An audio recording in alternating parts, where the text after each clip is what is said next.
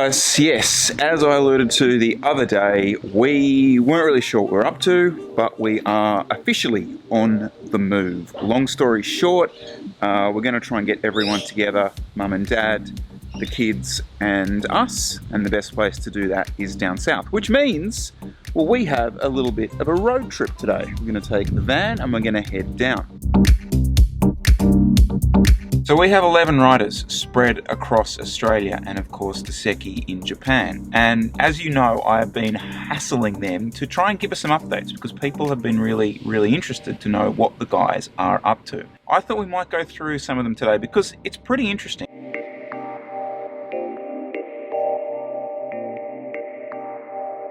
All right, let's kick it off, guys, with Mr. Vine. As you all know, he was flying not that long ago, up Sun Tour, some of those big climbs. What effect has this had on him, and what's he been doing with himself? So Chris's bullying finally worked. He wanted us to get in touch and tell you a bit about what we're doing, whilst Australia is slowly getting more restrictive on movements. I was basically training, getting ready for Oshis in Brisbane, ready for some Asian racing, and then Rapha in Devel. With all those races getting cancelled last week, just decided to completely pull the pin and have a bit of a break for 2 weeks, 14 days. It's the longest break I've ever had off the bike. It's a good thing because I've been full training mode since mid-November. So I think about 200 hours in the last 4 months. Decided to indulge in some stuff that I wouldn't usually do. So we've been, I've got a bit of a sweet tooth, so having a lot of brownies. My first attempt really came out like a sponge cake. It wasn't really a brownie. Tasted really sugary, but wasn't a brownie. Bree told me the key is not to overcook it. So apparently cooking it until sponge cake is not how you cook a brownie, funnily enough. I've been doing some upper body weights stuff, doing some walking. We've got a nature reserve just behind us, and whilst we're allowed to leave the house, I thought I might as well do some of that. So an hour hike, I think yesterday. Yeah, from here on, I think I'll, depending on what happens, come Monday, when I'm scheduled to get back on the bike, I'll go into a strength/base build. It's usually about a 2.5 month turnaround to get back on proper sort of race form. Getting things back to normal doesn't seem like it's moving very quickly. So yeah, I won't be in a massive rush, so I can get a nice solid build going and getting ready for the rest of the season, because the back half of the year will be packed. So yeah, so interesting, like what Jay was saying there, and this comes back a little bit to that stuff we were talking about earlier on in those other vlogs about the motivation to train. And when you're training at the intensity that he was doing, sort of physically and mentally, it is hard to find that motivation when the racing isn't there. Because I know a lot of you guys commented saying, oh, you guys don't like bike riding, just go out and have fun and ride your bike. Totally get that, 100% true, but the amount of intensity and commitment that you need to train at that level needs a goal, and a lot of the time that is racing. Alright, so let's have a word to Leo Yip. He's here in Sydney, obviously a whole other dynamic as well, being a student at Sydney University. What's going on with Leo? So yeah, an update for me, I'm just kind of taking a step back a little bit. Actually, I've taken almost a week completely off, staying a little active here and there, but just kind of a mental reset as like things are a little weird. I've got, I'm sure the energy levels of everyone's vibing at a different frequency. Yeah, so I had a full-time load at uni, at Sydney Uni, so everything's now on my laptop, so I'm pretty much just like staring at my laptop for 6 hours a day or something. So yeah, to keep things interesting, I started a YouTube channel a little while ago called On2. So I'm kind of working on that. I've actually now time to cook things, try out different recipes, spend a little bit more time on schoolwork, which I probably should have done since I don't have an excuse of riding this week. I'm actually looking forward to the Zwifting and the indoor racing that's going to be coming up. So yeah, that's a little update from me.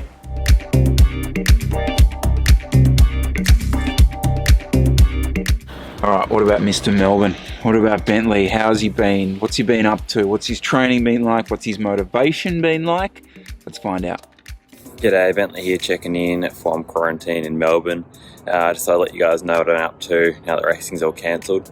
Obviously, a horrible situation to be in, but purely from a cycling point of view, it's been actually pretty beneficial to myself, I'd say. I had a pretty rough start of the year, didn't finish Sun Tour, and then I crashed in the Warnie, and then a week later I crashed out in training. I pulled a cleat doing a sprint and hit the deck pretty hard. So in the head I just wasn't really, I was really struggling. So it's been actually pretty good. Like the guys I'd normally go out and, you know, would ride out to meet at a cafe, ride to the hills, and, you know, we'd all go our own ways and do our efforts. So it's been good for the head, I'd say. And obviously now we're heading into a bit of a situation where we're not supposed to ride in groups. So now I'll start to focus on more specifics. Like I'll need to start working on my sprint again because I've lost all confidence even getting out the saddle. So that's where I'm going from now, but it's just really hard to actually say what I'm going to do exactly when we have got no idea where our next race is going to be. So I'll keep you in the loop, but yeah, that's what I'm up to. Cheers. Thank you.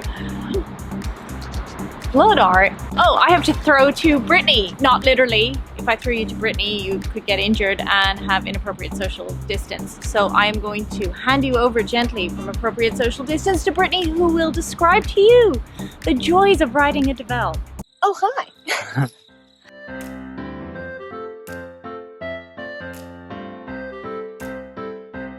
I know Chris has done a video, But mine's going to be better. Britney's is going to be better. So these are the mags. Rims on the bikes. I really like these because of how thin the spokes are. Like they're actually Aero AF.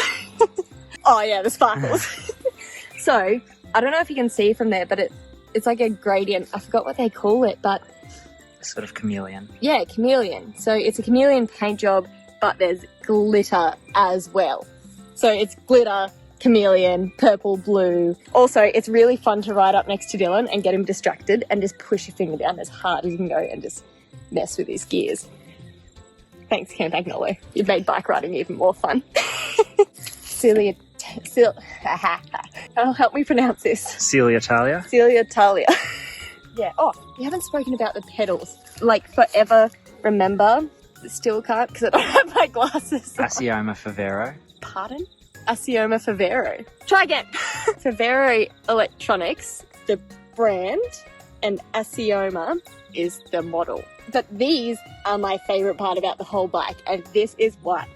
When Dylan charges them at home, he has to charge them like once a week. I think they do about 50 hours of riding. Like, these are really cool. It has like this little fork magnetic part, which you can see here, and that's how they charge. Like, it's actually really cool. It's my favorite part of the bike because of the electronics behind it and how it works. Right, so there you go. The bike is currently done. It's reviewed. I don't need to do one anymore. Next up, Mr. Phillips, Mr. Leigh Phillips. I don't know what he's been doing with himself because literally the only thing he normally does is go from cafe to cafe testing out muffins. Can't do that anymore. So I'm not sure how he's keeping himself busy. Morning. This is my little video memoir for everyone who's out there watching from their home trainers. Just cruising along Burnley Boulevard, doing a few intervals, sort of maintenance stuff really. Keeping busy, keeping a bit of fitness up. So a lot of people around looking at me, so I'm not used to this. I'm like Chris Miller, so I don't know how I'm going to handle it. Anyway, we'll see what sort of content I churn out over the course of the next hour and a half. Not doing that much. So yeah, we'll see how we go.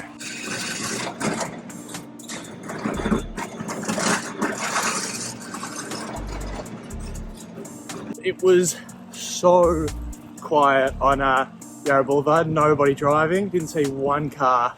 As far as music goes, a lot of the internet, a lot of Benny on Toby Orchard's recommendation, a lot of Burhana. And as for podcasts, really get around Hamish and Andy podcast, a few cycling ones like What's Occurring, one of Chris Miller's favourites, Life in the Peloton, and yeah, The Meeting Tree. Nothing too exciting, but yeah, good morning for it. Thanks for that, Leigh. Very, very good. Landscape next time, please. Not portrait. The people want land. The people want you in all your width. Okay? Thanks again. Any guesses where we're going, guys? No. Kira, any guesses where we're going? What happened to your bike? It got too small and musty, so we fired it off, and then someone took it. Do you think that there might be 2 bikes outside that shop? Well, who are those bikes for? There's 2 bikes over there.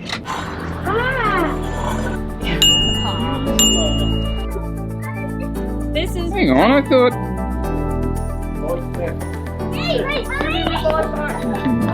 Yeah, look, we've made it down here. We're going to be doing a bit of homeschooling with the guys, but the other kind of thing that I thought you'd be super interested in is it is New Bike Day for Catherine and Kira. And the challenge really for us here is I want to teach these girls to ride their bikes. We are not going to go training wheels with Catherine. She is going to go straight into 2 wheels. She's done the training wheels. We know she can do this. So I'm going to ask Paul on how to do this. Any tips, Paul? Be patient. Select a gear which offers a little bit of resistance, but not too much. And on grass, a golf course would be perfect. A green would be beautiful because it's smooth and it'll give them confidence, but also offers a little bit of resistance, so they have to pedal against it. And if you can, wind the brake in, the back brake a little bit, so that adds resistance, which means they start to use their core. And core is the key. And also, if you get the chance, once they start pedaling and moving away from you and they look confident, gently just release the saddle, but don't tell them. Guys, we would love to hear from you down below. Any tips, tricks? Yeah, I am really, really excited. I'm so excited to one day be able to see them ride on 2 wheels away from me. Yeah, so guys, that is what all the boys are up to, and that's kind of what we're up to. I just want to finish by quickly saying this. A huge thanks to the guys for putting that stuff on camera for us, because I know, and I've said this to you in the past, I know that can be a big challenge. You know, sharing what they're up to in this audience, in this space for young guys is difficult, and it's not for everyone. And also it's really worth me saying that, you know, we're not trivializing what's going on in the world and the seriousness of the health impacts of the virus and all that kind of stuff. We're not work out how to say that word. You know what I'm trying to say, right? What we are concentrating on is obviously the impacts of their training. And look, that is a minor thing when compared to what's going on in society and globally. We know that.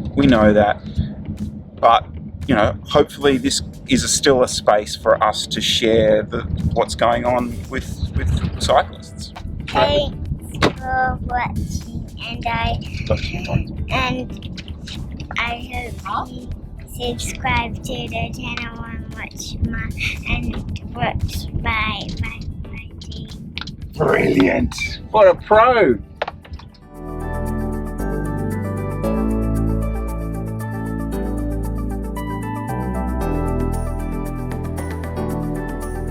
What about, you said you're wearing all of my kit. Yeah. Oh yeah, these are your shoes as well. No, what's this crime against humanity? Oh. Where's the socks? Well, I just really wanted, you know, some really nice sock tans. I have hairy legs, so I was like, we're just going to go all out crime, you know. If I haven't got that aerospec, I've got to at least have this aerospec. You look like a triathlete. Don't offend me.